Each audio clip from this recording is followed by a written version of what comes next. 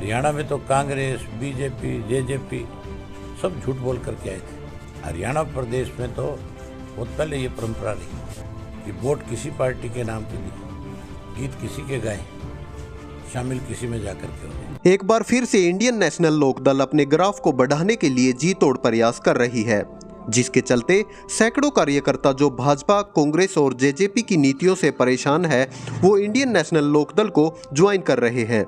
आज कैथल में भी कार्यकर्ताओं ने चौधरी अभय सिंह चौटाला के कैथल पहुंचने पर इंडियन नेशनल लोकदल को ज्वाइन किया। चौधरी अभय सिंह चौटाला ने उनको पटका पहनाकर उनका स्वागत भी किया।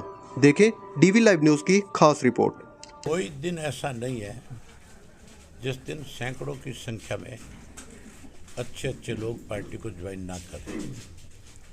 अब तो जो एक्स विधायक है वो भी शामिल हो रहे हैं। आज की तारीख में इस पिछले 6 महीने से जिस किस्म के हालात देश की राजनीति करे, हर आदमी जो थोड़ा मोटा राजनीति को नज़दीकी तौर से जानता है, समझता है, उसका राजनीतिक लोगों के ऊपर से विश्वास उठ गया।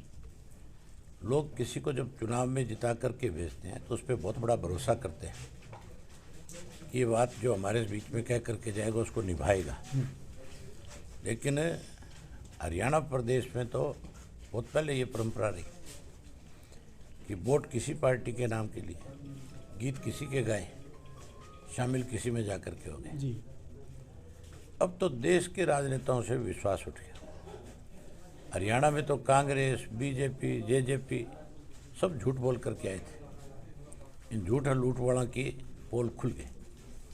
अब लोग फिर से इंडियन नेशनल लोकदल पार्टी में भरोसा जता रहे हैं और आने वाले 2024 के विधानसभा के चुनाव में इंडियन नेशनल लोकदल पार्टी को सत्ता में लाएंगे। किसानों को की आवाज़ को दबाने के लिए आंसू गैस के गोले छोड़े जा रहे हैं, उन पर तरह तरह की यातनाएं उनको दी जा रही हैं। आप विधानसभा में किसानों के पक्ष में दहाड़े आपने इस्तीफा भी दिया, फिर दोबारा किसानों ने आपको बनाया, आपके हल्के लोगों ने बनाया। कैसे देखते हैं सरकार की मंशा को? किसान को फिर किसानों की लड़ाई विधानसभा में लड़ूंगा जी, और जरूरत पड़ी मैदान में आके लड़ने की जी, तो मैदान में भी लड़ूंगा जी।